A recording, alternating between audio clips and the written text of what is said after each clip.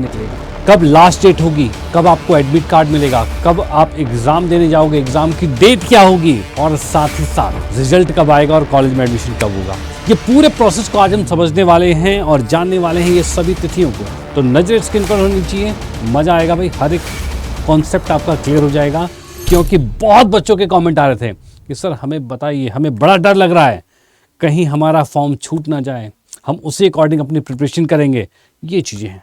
तो नजर स्क्रीन पर। तो सबसे पहले मैं आप सभी को बता दूं कि भैया जो आपका नोटिफिकेशन आएगा एनटीए के थ्रू सीयूईटी का, सीयूईटी 2026 का जो नोटिफिकेशन रिलीज होगा, उसके रिलीज की जो डेट आएगी, वो डेट आएगी लगभग आपकी डेट जो आने वाली है वो रहेगी फर्स्ट वीक ऑफ मार्च। भाई ध्यान रखना, फर्स्ट वीक ऑफ मार्च, लगभग इस तक, यानी कि 1 से 7 मार्च के बीच में लगभग वो नोटिफिकेशन आपके सामने आ जाएगा जो कि आपका एनटीए है रिलीज करेगा, जिसके अंदर आपको पता होगा भैया एग्जाम डेट क्या रहेगी, एलिजिबिलिटी क्या रहेगी, सिलेबस क्या रहेगा, प्रोसेस कैसे होगा, ये पूरा प्रोसेस पे समझाया होगा। उसके बाद वहां पर आपके पास रजिस्ट्रेशन भी स्टार्ट हो जाएगा, यानी तभी उसी के 1-2 दिन बाद से रजिस्ट्रेशन आपका शुरू हो जाएगा। यानी कि उसी फर्स्ट वीक की ही मैं बात करूं, तब से आपका रजिस्ट्रेशन चालू हो जाएगा। यानी कि मार्च फर्स्ट वीक से आप सीयूईटी का फॉर्म फिलअप करना शुरू कर दोगे। ओके, तो यानी कि ये ध्यान रखना, मार्च फर्स्ट वीक से आपका ऑनलाइन एप्लीकेशन स्टार्ट हो जाएगा सीयूईटी 2026 का, और उसी में last date of the filling application, यानी उस फॉर्म की जो लास्ट डेट आपकी रहने वाली है वो लगभग आपकी रहेगी last week of March.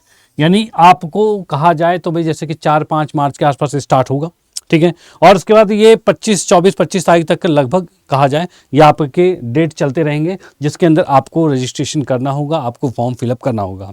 Tension मत लो, उस टाइम पे भी हम बिल्कुल अवेलेबल रहेंगे, हर एक स्टेप बाय स्टेप आपको समझाएंगे किस तरीके से आपको फॉर्म फिलअप करना है, बस रेगुलर कनेक्ट रहना होगा, ध्यान रखना। ओके, तो यहाँ पर हमने जाना कि भाई लास्ट डेट तो आपकी ये रहने वाली है, और जब लास्ट डेट खत्म हो जाती है, यानी कि student can apply till deadline, यानी डेडलाइन यही रहेगी, यहीं तक वो अप्लाई कर सकते हैं। उसके बाद लास्ट डेट ऑफ पे एग्जाम, जो एग्जाम की फीस जो पेमेंट करने की होगी वो तभी आप इसी बीच में कर देना, लेकिन फिर भी जो होती है वो इसके लगभग 1 से 2 दिन तक का टाइम आपके पास रहता है पेमेंट करने का, तब तक आप पेमेंट कर पाओगे। वो आपको लास्ट डेट ऑफ जो फॉर्म होता है उससे 1-2 दिन का टाइम दे देते हैं, ठीक है। तो आपको तो वैसे इसी में भर देना होगा सारी फीस जो भी है। ओके, डन है। चल, उसके बाद होता यह है कि कभी कभी थोड़ी सी करेक्शन हो जाती है, कुछ गलतियां हो जाती है फॉर्म में, उस गलतियों को सही करने के लिए एक करेक्शन विंडो भी ओपन किया जाता है। ये करेक्शन विंडो जो रहेगा वो इसी के बीच में, इसी के 2 दिन बाद एक करेक्शन विंडो आपके पास आएगा, जहां पर अगर आपको कुछ गलतियां उसमें रहेगी, जैसे कि आपको सब्जेक्ट से रिलेटेड गलतियां हैं, सब्जेक्ट कॉम्बिनेशन आपने गलत चुने हैं, उस तरीके की चीज़ें आप यहाँ पर ठीक कर पाओगे। बेसिक डिटेल तो नहीं ठीक कर पाओगे, वो स्टार्टिंग में ही रहती है, जैसे कि नाम हो गया, आपका नाम हो गया, बहुत सी आधार कार्ड नंबर हो गया, बहुत सी चीज़ें हैं जो कि आपको पहले से ही फिल करनी होगी, वही रहेगा। Okay, done. तो ये आपका करेक्शन विंडो रहेगा जो कि लास्ट मार्च, यानी कि ये जो मार्च का जो पूरा प्रोसेस चल रहा होगा ना, इस पूरे मार्च के प्रोसेस के अंदर ही सीयूईटी का मोस्टली स्टार्टिंग जो आपको फॉर्म को भरना है वो चीज़ हो जाएगा, यानी आपके थ्रू जो काम होना है वो मार्च में ही पूरा हो जाएगा। तो इसमें आपको कहते हैं हाईली एक्टिव रहने की ज़रूरत है, ध्यान रखना। ओके, इसके बाद हम चलेंगे नेक्स्ट पर। नेक्स्ट की हम बात करते हैं, तो यहाँ पर हम देख पा रहे हैं कि इसके बाद रिलीज होगी सीयूईटी की डेट शीट, ठीक है, यानी कि सीयूईटी 2026 की डेट शीट रिलीज होगी 2nd वीक ऑफ अप्रैल, यहाँ पर हो जाएगा। यानी कि आपको पता चल जाएगा सब्जेक्ट वाइज शेड्यूल जो होगा वो डिक्लेयर कर दिया जाएगा। ओके, उसके बाद आता है CUET exam city intimation slip, यानी कि तब आपको पता चलेगा कि आपका सेंटर कहां पर पड़ा है, कौन सी सिटी में सेंटर पड़ा है, ये आपको पता चल जाएगा। सिटी इंटीमेशन डेट का मतलब होता है कि आपको वो सेंटर का सिटी पता चलता आता है कि भैया आपका सेंटर दिल्ली में पड़ा है, आपका सेंटर चंडीगढ़ में पड़ा है, या कोई भी सिटी है वो आपको पता चल जाएगा। एग्जैक्ट स्कूल नहीं पता चलेगा या कॉलेज नहीं पता चलेगा कि जहाँ आपका सेंटर पड़ा है। डन।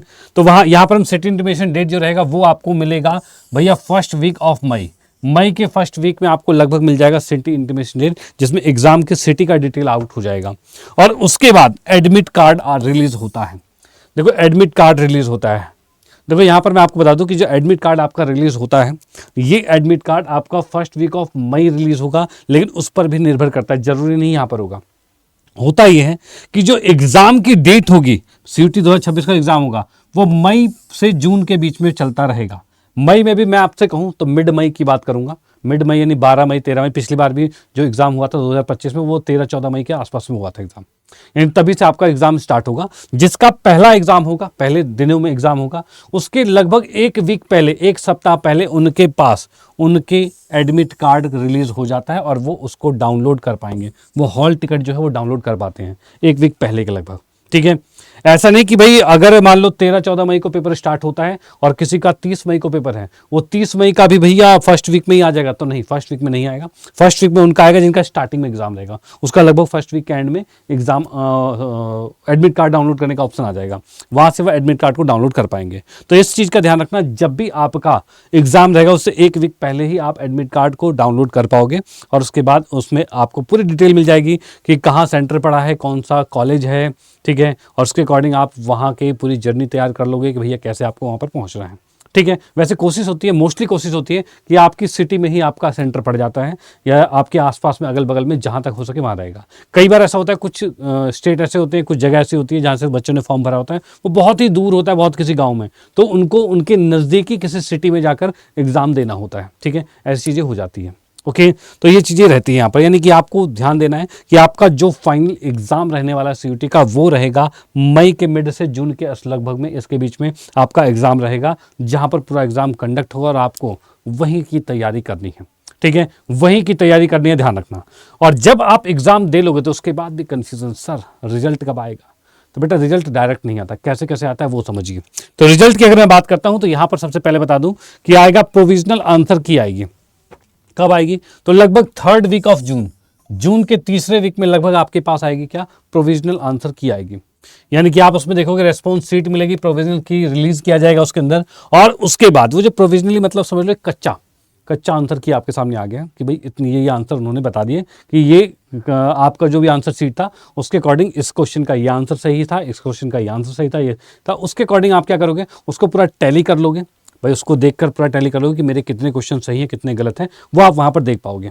ओके, कई बार ऐसा होता है कि कुछ क्वेश्चंस में एनटीए गलती कर दे, हो सकता है गलती कर दे। अगर वो गलती कर देता है, आपको लगता है नहीं भैया गलती है कुछ, मेरा आंसर ये सही है या फिर मेरे ये आंसर सही है और एनटीए ने कोई दूसरा ऑप्शन, सी ऑप्शन सही कर रखा है, मैंने बी दिया था, लेकिन एग्जैक्टली में क्या है तो दोनों ऑप्शन सही थे, तो मेरा वाला भी तो सही हुआ। तो ऐसी कंडीशन में कई से चैलेंजेस आते हैं, कई बार एक ऑप्शन सही है, कई बार 4 ऑप्शन सही होते हैं, ऐसा दिक्कतें होती है कभी कभी, बहुत रेयर है, ठीक है, बहुत ही रेयर है, लेकिन हो जाती है कभी। अगर होती है ऐसी तो उसका आपको चैलेंज करना होगा, यानी ये जो आपके पास प्रोविजनल आंसर की आती है उसका आपको चैलेंज करना होता है। इसके जस्ट कुछ दिन, मतलब मुश्किल से 4 से 5 दिन के अंदर आपको यहाँ पर ये चैलेंज आंसर की देनी पड़ती है, चैलेंज करना पड़ता है। इसकी कुछ छोटी मोटी फीस होती है, वो भी पेमेंट करनी होती है, क्योंकि ऐसे में सब के सब भर देंगे कि भैया मेरा सही है मेरा सही है, तो इसलिए कुछ पेमेंट होती है। अगर आपका सही रहा तो वो पेमेंट रिफंड भी हो जाता है, नहीं सही रहा तब तो भैया वो पेमेंट गया आपका। ओके, तो यहाँ पर हम देख पा रहे हैं आंसर की चैलेंज का आपके पास हो जाता है, जिसमें कि student can challenge if description जो है फाउंड, यानी कि कुछ भी गलती वहाँ पर पाई जाती है तो उस कंडीशन में क्या रहेगा, उस कंडीशन में वहाँ पर वो चैलेंज करके उसे ठीक करा सकते हैं।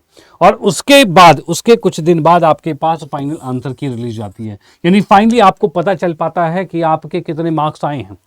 और जो फाइनल आंसर की आपके सामने आती है उसके अंदर नॉर्मलाइज मार्क्स भी आते हैं, यानी कि आपके अगर जैसे कि आप मैथ्स का एग्ज़ाम दे रहे हो, आपके टोटल मार्क्स आए हुए हैं 190, ठीक है, तो नॉर्मलाइज मार्क्स वहाँ पर दिखेंगे, यानी कि उससे थोड़े से बढ़े हुए मार्क्स भी हो सकते हैं, थोड़े से घटे भी हो सकते हैं, डिपेंड करता है सिचुएशन पर कि आपका एग्जाम हार्ड था, इजी था, कैसा था, उसके अकॉर्डिंग वो रहेगा। तो वहाँ पर नॉर्मलाइज मार्क्स भी यहाँ पर आपको देखने को मिल जाएगा फाइनल आंसर की में, और उसी नॉर्मलाइज मार्क्स के आधार पर ही आपका क्या होता है भाई, उसी के आधार पर आपका एडमिशन होता है, यानी कि जो इस फाइनल आंसर की के बाद आपका फाइनल डिक्लेरेशन ऑफ रिजल्ट आता है उसमें सब कुछ दिख जाता है कि भाई वो भी कब है, लास्ट वीक ऑफ जुलाई।